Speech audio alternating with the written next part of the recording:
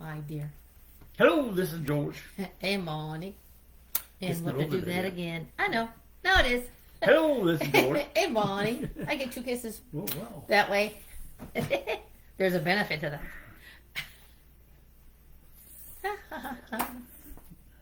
This is Adonai Sanctuary Truth Classroom. Yep. It's March 19th. Wow. Well, time's flying by. I'll tell you. So happens when you get old. We have a couple little things we're going to say before we really get into the talk tonight. George and I was talking, I think it was Thursday, because we couldn't do Wednesday. Thursday or Friday. And we came up with a couple real good comments. First one was around, remember how this chart that we always talk about the last few weeks? And if you look at it, it looks really interesting and makes common sense. Mm-hmm. And then you have all the translations saying that J word, J-E-S-U-S, was what they called him. We come up with in 1300, the English language added the J, right? And the K and a few other letters that 10 different letters that they didn't have before. So that right there is kind of makes it, well, what do we call that? Impossible for them to call them J-E-S-U-S at that time. For 1,300 years, people, it was impossible to come up with that word. Didn't exist. That's right. George over there just said it didn't exist. I know you people probably didn't hear him. And now we got a couple other things we got to talk about. Remember when we said if you talk to somebody about that line, when they use that history line, let your friends write out what you tell them or what they say so they can see it in their own writing. That way they're not going by just what you're talking about. They have something to see visually that they put on paper. Now, there's still a couple more things.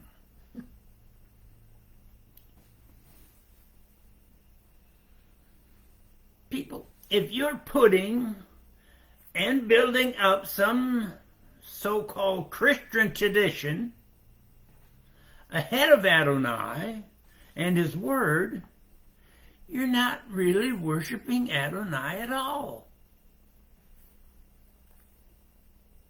Now we know there are people who say that, well, like there's an article that Brother George brought over and we looked at it and the guy said that things were predestined. Well, if you want to believe that, we believe we are not predestined. Amen. But Adonai lets them and us do the right thing at the right time or not. That's an interesting comment. Mm-hmm. True.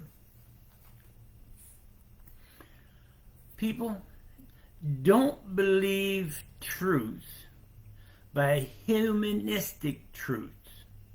Believe Adonai's truth, or you have no lasting truth at all.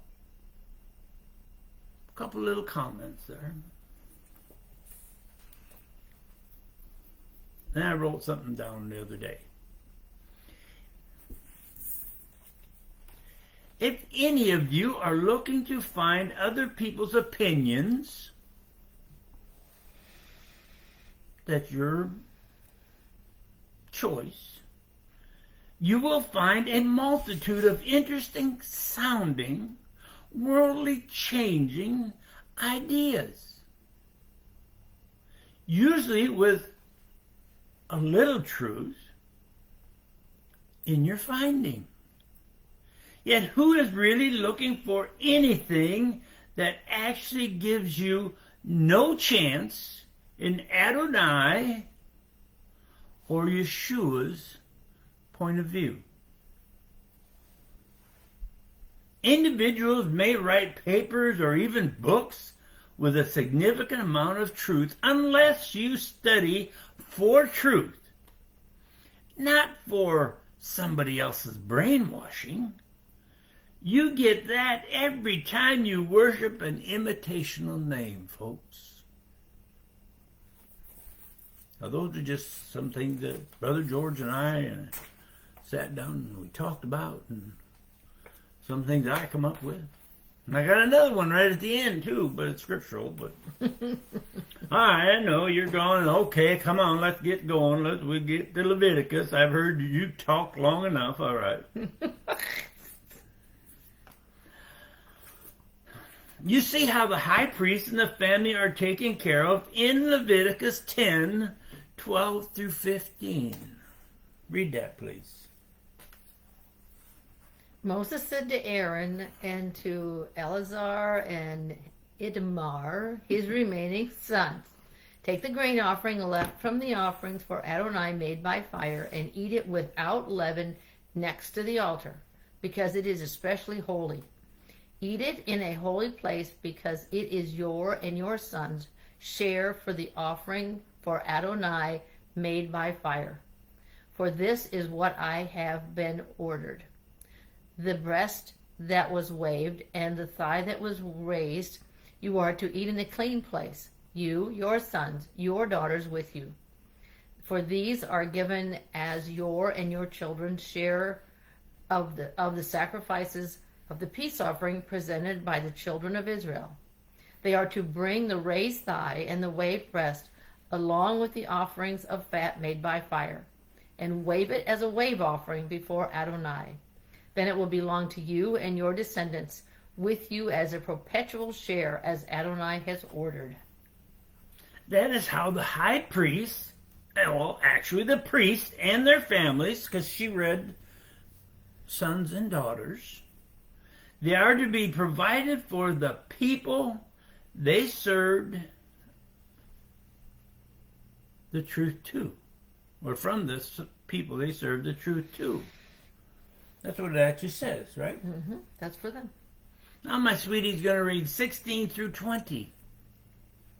Then Moses carefully investigated what had happened to the goat of the sin offering and discovered that it had been burned up. He became angry with Eleazar and Ithamar, did I say that right? The remaining sons of Aaron, and asked, "Why didn't you eat the sin offering in the area of the sanctuary, since it is especially holy?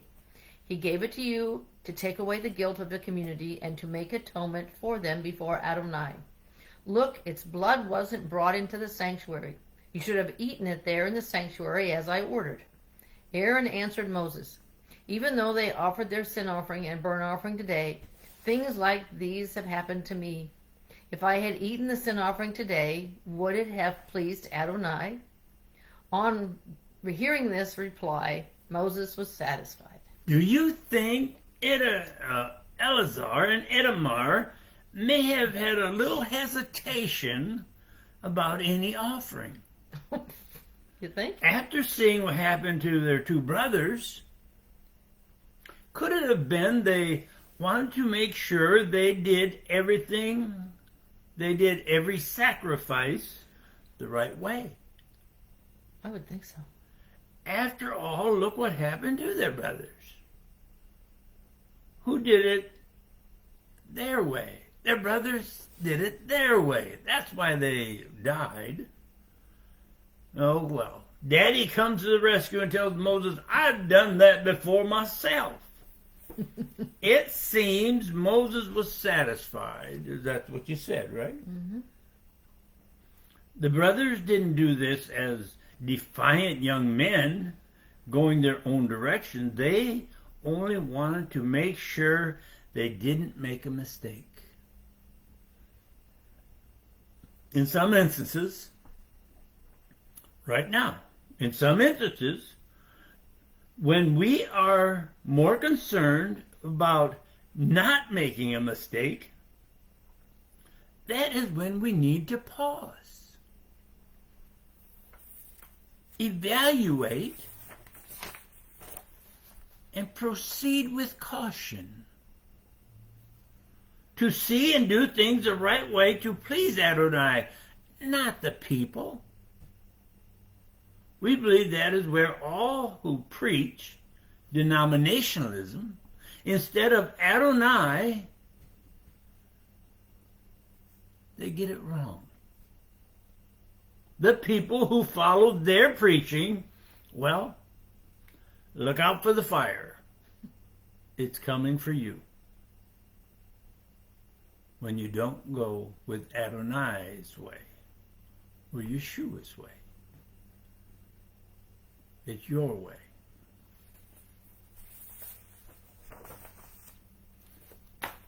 Now, food. I'm just talking to somebody about that today in the car. Food. Leviticus, chapter 11 of Leviticus. What can you Hebrews eat or not? It seems this section of Adonai's third letter to his people was so they followed instructions. This time Adonai talked to both. Now what am I talking about? That. Leviticus 11:1. Adonai said to Moses and Aaron. What's the big deal about that? See, most of the time Adonai spoke to Moses and he would in turn relay the message or rules to his brother or the priest. Not this time. This time Adonai spoke to both of them. Read 2, please. Tell the people of Israel, these are the living creatures that you may eat among all the land animals. You may eat these. You may eat any animal with a completely divided hoof, and if he also chews a cud. If they do, or have just one of those stipulations, you're not to eat. You're not to eat it. Let's say it's a pig. You're not supposed to eat it. Read 11, please. 11:7. While the pig is unclean for you, because although it has a separated and completely divided hoof, it doesn't chew the cud. Can't eat it. That's why the Hebrews can't eat the pig.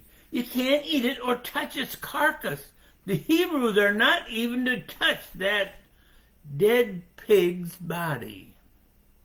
Now read 11:4-6, please. But you are not to eat those things that only chew the cud or only have a separated hoof.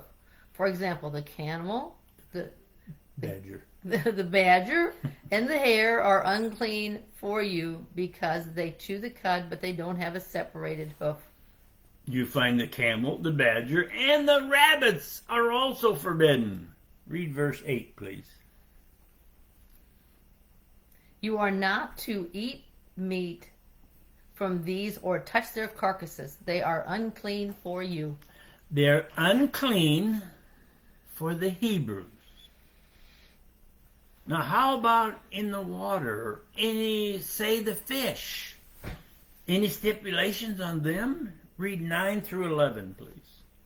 Of all the things that live in the water, you may eat these. Anything in the water that has fins and scales, whether in seas or in rivers, these you may eat. But everything in the sea and river without both fins and scales, and of all the small water creatures and of all the living creatures in the water, is a detestable thing for you. Yes, these are detestable for you. You are not to eat their meat, and you are to detest their carcasses. They are to have, or you might say they have to have, fins and scales. Read 12, please. Whatever lacks fins and scales in the water is a detestable thing for you. No fins or scales are detestable. That's kind of telling them what they can eat and what they can't eat when they go Exactly. fishing. The flying creatures that are unclean are eagles, vultures, osprey, kite, the buzzards, ravens, ostrich, screech owls, seagulls, any flying bird of the hawk family, the little owl, the great owl, the horned owl, the pelican, barn owl. What did you say that was? How do you pronounce that? Those aren't the birds. Cormorant, herons, and the hoop. Oh, the stork and various kinds of herons. Oh, the hoopie and the bat. The hoopie I and guess the that's bat. how you say it. Hoopie, maybe? Hoopoe? Is that Hopi? I don't know what a Hopi is. Now here it gets kind of confusing. Read 11, but read 20 through 23, please. All winged swarming creatures that go in on all fours are a detestable thing for you, except that of all winged swarming creatures that go in on all four, you may eat those that have jointed legs above the feet, enabling them to jump off the ground. Specifically, of these you may eat the various kinds of locusts, grasshoppers, katydids, and crickets. But other than that, all winged swarming creatures having 4 feet are a detestable thing to you. And a little bit confusing. Winged swarming creatures that go on all fours are detestable, except if they have jointed legs above the feet, so they can jump off the ground if needed. You may eat, did you read these? Mm-hmm. Locusts, grasshoppers, Katydids. katydids, which we have found are the form of a grasshopper family, and the crickets. All other winged swarming creatures that have 4 legs are detestable for you Hebrews. If you touch any of the unclean animals or creature, you must wash your clothes and are unclean until evening. That's something that they come up with all the time. If you become unclean by touching something, or you become unclean, there's a lot of times you're unclean until evening. Small animals that move along the ground that are unclean are, for the Hebrews, were the weasel, the mouse, lizards, gecko, crocodile, skink, I don't know what that is. a type of lizard. I looked that one up. And a chameleon. We found out is also of the lizard family. My sweetie's going to read 11:31. They are unclean crawling creatures. Whoever touches them when they are dead will be unclean until evening. Whoever that's touches not their good. dead body will be unclean until evening. How about if one of these creatures, dead bodies, touch anything? Read 32, please. Anything on which one of them falls when dead will become unclean. Wooden utensils, articles of clothing, leather, sacking, any utensil used for work, it must be put in water and it will be unclean until evening. Then it will be clean. I like that comment at the end. Say, if you have a mouse or anything that touches a utensil, any utensil is unclean.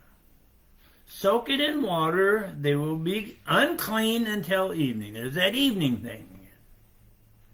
How about if one of those unclean creatures fall into one of your new clay pots? Read 33, please. If one of them falls into a clay pot, whatever is in it will become unclean, and you are to break the pot. Wait for that. It's unclean. Go ahead and break it. No cleaning that one up. You think that's bad? Read 35.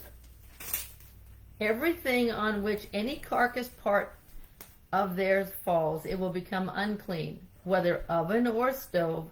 It is to be broken into pieces. They are unclean and will be unclean for you. Even if Ouch. it's your stove or oven, you must destroy it. Now that's getting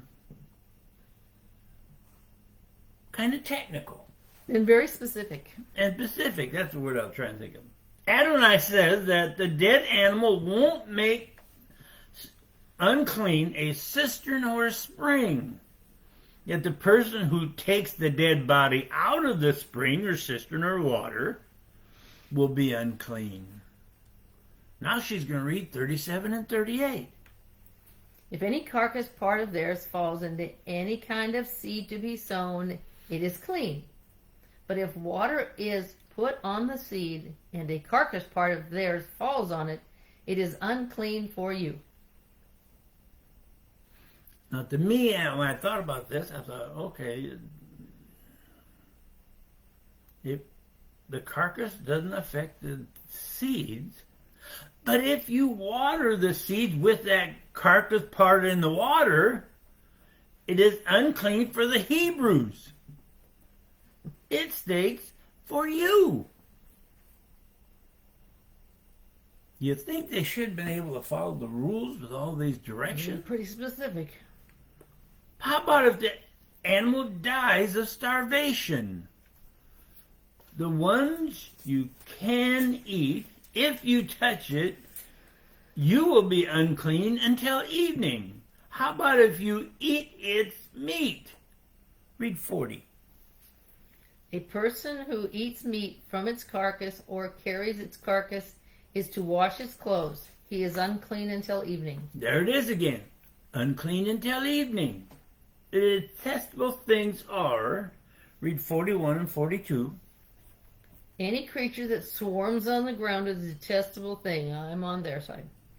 It is not to be eaten. Whatever moves on its stomach, goes on all four, or has many legs, all creatures that swarm on the ground, you are not to eat them, because they are a detestable thing. I am on their side with that one. We look at this as now comes the stern warning from Adonai. Read 43. You are not to make yourselves detestable with any of these swarming, crawling creatures. Do not make yourselves unclean with them. Do not defile yourselves with them. It tells them what they can't do. Then comes the reason why. Read 44. For I am Adonai your God. Therefore consecrate yourselves and be holy, for I am holy. And do not defile yourself with any other kind of swarming creatures that move along the ground. In other words, because I am Adonai, and here's what we get out of it, and I said so. I make the rules. Adonai is the one who brought you out of Egypt, and we'll read 45. For I am Adonai who brought you up out of the land of Egypt to be your God. Therefore you are to be holy, because I am holy. You are to be holy. You Hebrews are to be holy. Why? Because it states, I am holy. He's given them a point of view and says what he wants. Moses explains why this section of Adonai's letter to the Hebrews is so right for them. Read 46 and 47, please. Such then is the law concerning animals, flying creatures, all living creatures that move about in the water, and all creatures that swarm on the ground.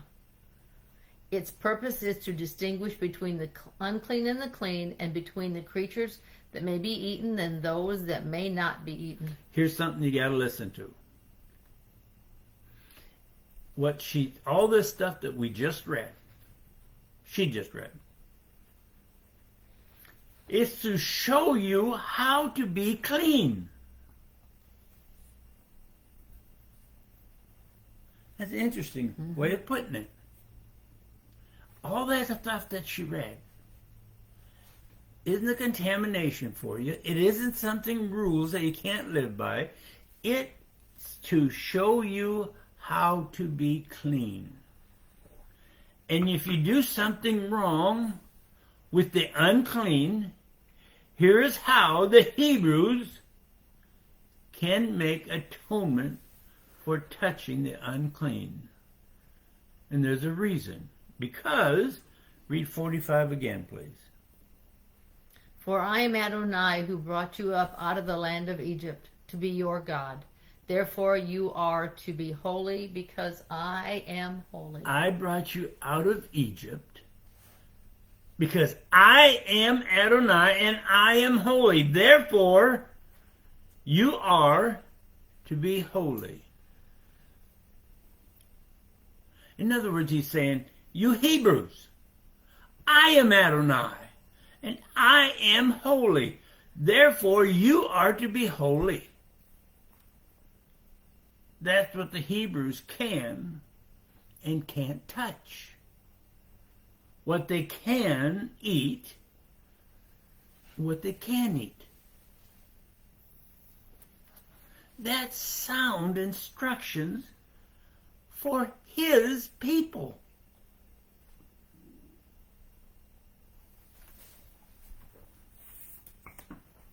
If they followed his rules.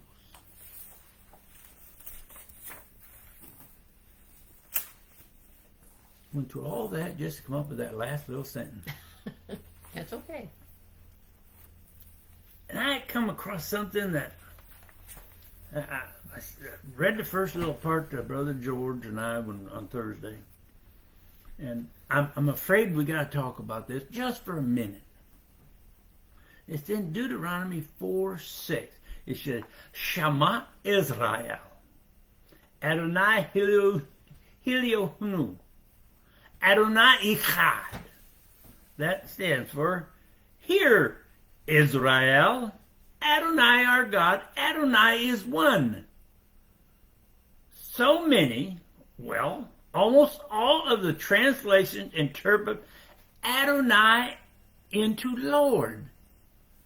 Now, it is a good title, but as far as we have an understanding of, Adonai really shouldn't come with subtitles. Yeah, that's in Deuteronomy 6. Deuteronomy 6:4. 6:4. Now, my sweetie, I want you, did you write that down? Yeah. Mm-hmm. Deuteronomy, my sweetie's going to read Deuteronomy 6:5. You just got to listen to this. We'll be going over this in a couple months or a year or something. And you are to love Adonai your God with all your heart, all your being, and all your resources. Now, I know you've heard this. This her same type of thing written in the New Testament. Then comes 6:5, is what she just read. Now let's turn to Deuteronomy 10:12. Now, wait a minute. Now let's turn to Deuteronomy 10:12. I bet you thought we were going to go to the Gospels like Luke, or Netanyahu, or Matthew. Okay, we'll do all three then. Read Deuteronomy 10:12. So now, Israel, all that Adonai your God asks from you is to fear Adonai your God, follow all his ways, love and serve Adonai your God with all your heart and with all your being. Now read Netanyahu or Matthew 22:37. I'll get there in a minute. 22:37. He told them, you are to love Adonai your God with all your heart and with all your soul and with all your strength. Now that's the one that people understand. They hear that all the time from the pulpit because it's in the New Testament. The New Covenant, how you want to look at it. Now we're going to read Luke 10:27.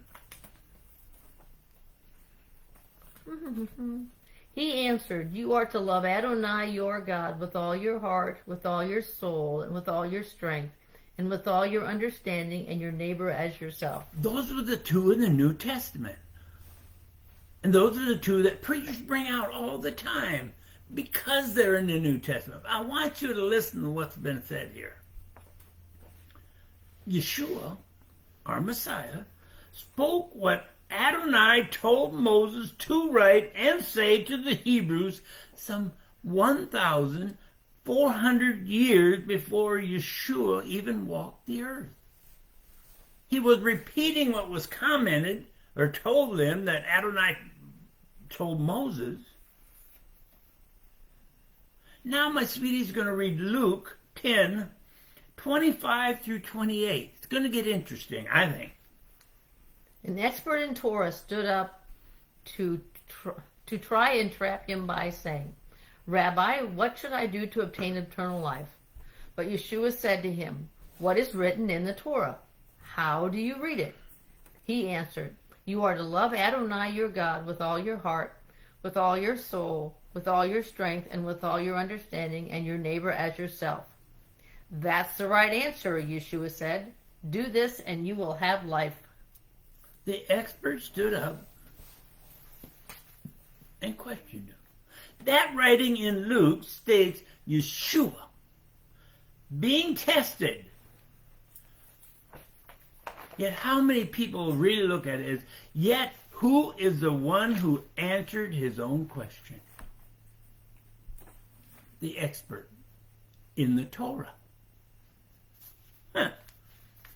Think about that statement. The one who knew the answer, or you should say, they knew the truth, but didn't preach it, teach it, or lead others in the truth, were at odds with the one true Messiah, our Messiah, Yeshua. They didn't follow, believe, or want Yeshua's name either.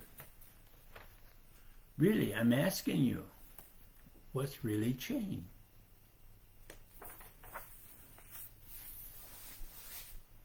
Interesting comment. Interesting idea that was presented to us in Deuteronomy. Wait a minute. Genesis, Exodus, Leviticus, Numbers, Deuteronomy. Now, 3 of those last ones you hardly ever hear anything about.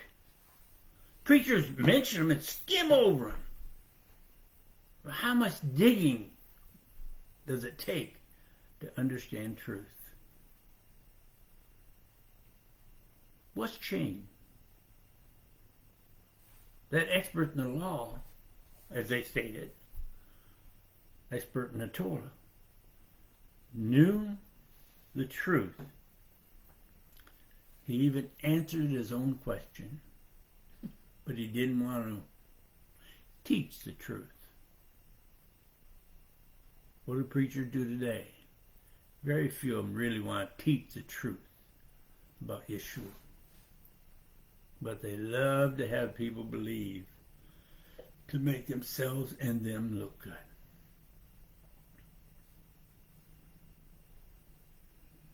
That's about all we have tonight. And tonight we stopped with, we went over that part. Not because it was a food, but that was the things the Hebrews were told they could eat. Mm-hmm. And it states why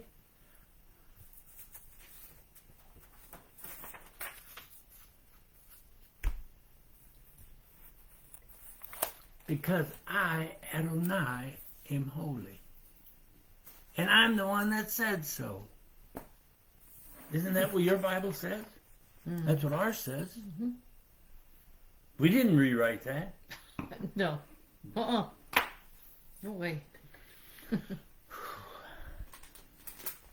Hope everybody has a great week. Mm-hmm. May Adonai watch over you. May you accept Yeshua May the grace of everything they give you come from them. Good night.